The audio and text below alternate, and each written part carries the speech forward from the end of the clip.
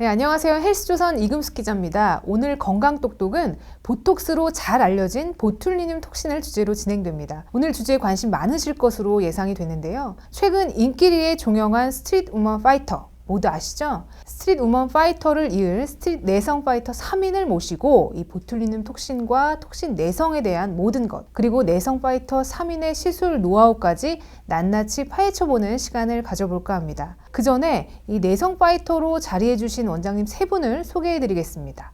먼저 사적인 아름다움 지유클리닉의 박기범 원장님. 안녕하세요. 사적인 아름다움 지유클리닉의 박기범 원장입니다. 자, 다음으로 청담 에스민 의원의 민혜연 원장님. 안녕하세요. 청담 에스민 의원 대표원장 민혜연입니다. 마지막으로 리팅 성형외과의 박수연 원장님 자리해 주셨습니다. 안녕하세요. 리팅 성형외과 성형외과 전문의 박수연 원장입니다. 네, 그러면 지금부터 건강똑똑 보툴리눔 톡신 편 본격적으로 시작해 보도록 하겠습니다.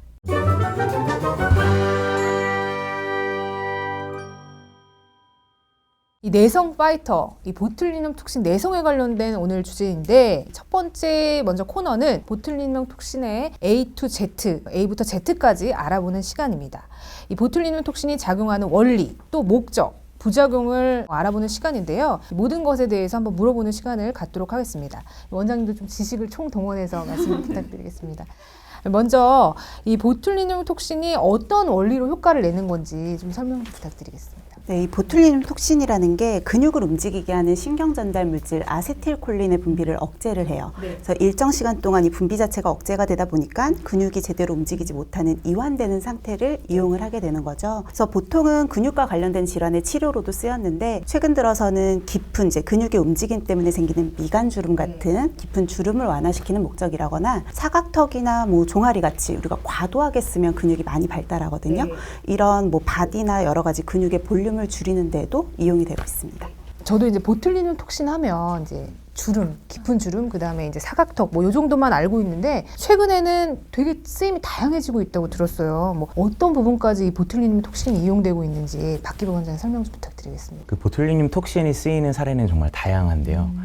뭐 이마, 미간, 눈가, 눈밑, 팔자, 입꼬리, 자갈턱 이렇게 주름 개선 목적이나 표정 근육을 교정하는 목적으로 쓰일 수가 있고, 사각턱이나 침샘, 승모근, 종아리 이렇게 과도하게 발달된 근육이나 침샘의 부피를 줄여주는 목적으로 쓰일 수가 있습니다. 또 요즘에는 피부결의 개선 목적으로도 쓰이고 있습니다. 저는 처음 들어봤어요. 네.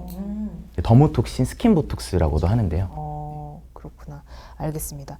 이 보툴리눔 톡신이 이제 치료 목적으로도 쓰인다고 들었어요. 구체적으로 뭐 어떤 질환에 이 보툴리눔 톡신이 쓰이는지. 사실 이제 보툴리눔 톡신이 알려진 거는 이제 에스테틱 영역에서 굉장히 맞아요. 먼저 좀 알려지기 시작했지만요. 사실 원래는 이제 안검, 경련, 뭐 사시 치료로 가장 먼저 승인을 받았던 제품이기도 합니다. 그래서 경직 완화 등의 치료 목적으로 이제 사용이 되고 있고, 최근에는 이제 겨드랑이 다한증 치료라든지 요실금 치료, 그리고 과민성 방광 치료에도 또 사용을 같이 하고 있습니다. 보툴리눔 톡신이 진짜 다양하게 쓰이네요. 보툴리눔 톡신 시술을 받는 환자들이 굉장히 많은데, 이 환자들이 시술을 받을 때 어떤 점을 좀 중요하게 생각하는지, 이 환자들의 어떤 니즈가 강한지 말씀 좀 부탁드리겠습니다. 예, 아무래도 좀 에스테틱 목적으로 보툴리눔 톡신을 시술 받으시는 분들의 가장 큰 특징은 반복적으로 받으신다는 거거든요. 이제 기간이 한정이 돼 있다 보니까 여러 번 받게 되는데, 뭐 우스갯소리로 이 보툴리눔 톡신 시술을 한 번도 안 받은 사람은 있어도 한 번만 받은 사람은 없다라고 하거든요.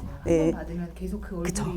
효과를 보고 나면 계속해서 반복을 하게 되다 보니까, 처음에는 보통 이제 일반적으로는 사각턱 시술로 제일 먼저 시작하시는 경우가 많고요. 여기서 이제 효과를 보면 미간, 이마 이렇게 점점 범위도 늘려가게 되고 또 간격도 계속 좁아지게 되거든요. 근데 요즘 들어서는 아까 선생님이 얘기하신 것처럼 이런 단순하게 미간이나 이마 같은 주름을 목적으로 하는 보톡스 말고도 전반적인 스킨톤이나 뭐 피부 결을 개선해주는 더마톡신, 그리고 종아리나 승모근 같이 좀 바디의 쉐입을 만들어주는 바디톡신 같은 경우도 굉장히 이전보다 증가하고 있는 추세예요. 환자분들을 보면 환자분들은 대부분 효과나 가격을 이제 가장 중시 여기시거든요. 자주 받아야 되기 때문에 그렇죠. 근데 의료진의 입장에서는 사실 시술 시의 가격이나 효과 이런 것도 물론 중요하지만 제일 먼저 고려해야 되는 거는 안정성이에요. 네, 반복해서 계속 시술을 하게 되기 때문에 일단은 안정성을 가장 상위에 두고 그 이후에 효과, 지속 시간, 뭐 가격 이런 순서대로 좀 우선순위를 정하시면 아무래도 좀 더 효과적으로 상담을 하실 수 있겠죠. 근데 이제 보통 이제 미용 시술을 받으면 사실 안전성보다는 효과나 가격에 너무 이제 조금 중점적으로 생각을 하는 경향이 있는 것 같아요. 저는 이제 아까 계속 얘기를 들으면서 제가 몰랐던 거 피부결도 이 보톡스가 좋게 할 수 있나? 라는 생각이 드는데 더마톡신이라고 말씀 주셨어요.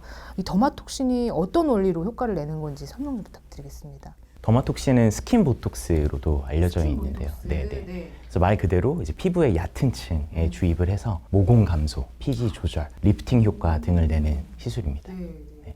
근데 이 더마톡신은 이제 주의해야 될 점이 시술의 유지 기간이 좀 짧습니다. 이제 1개월에서 3개월 정도. 그렇기 때문에 더 반복적으로 시술을 자주 하게 되고 그리고 피부의 얕은 층에는 이 면역 반응의 파수꾼 역할을 하는 수지상 세포가 존재를 해서 이 항체가 더 잘 생길 수가 있어요. 그래서 내성 확률이 더 높을 수가 있기 때문에 좀 더 더마톡신을 할 때는 내성에 신경을 써서 시술을 하셔야 됩니다. 네. 그러면 이제 보툴리눔 톡신 시술 시 나타나는 아까 부작용 어떤 것들이 있는지 좀 설명 좀 부탁드리겠습니다. 간단하게는 이제 시술 부위의 일반적인 통증이라든지 주사의 이상 반응이라든지 이런 것부터 시작을 할 수가 있겠는데요. 이제 조금 크게는 뭐 두통 뭐 이런 이상 반응도 나타날 수도 있기도 하거든요. 근데 제일 주의할 점은 이마나 미간 쪽에 보툴리눔 톡신을 시술을 할 경우에 눈꺼풀이 무겁게 내려와서 이제 시야를 좀 방해하는 경우가 있는데 이제 그걸 예방을 하기 위해서는 이제 시술하기 전에 의료진의 충분한 상담을 하고 또 환자가 자기한테 맞을 수 있는지 적합한지를 좀 먼저 검사를 한 후에 시술을 진행을 하는 거를 권장하고 있습니다. 네, 보툴리눔 톡신이 일반적으로 에스테틱 분야에서만 사용되는 줄 알고 계신 분들 많으실 것 같은데 이 치료 목적으로도 사용되는 걸 알게 됐습니다. 잠깐 언급해 주신 것처럼 이 보툴리눔 톡신 내성에 대해서 더욱 주의해야겠다는 생각이 듭니다. 그러면 다음 편에서는 이 보툴리눔 톡신의 내성의 모든 것을 파헤쳐보는 시간을 가져보도록 하겠습니다. 감사합니다.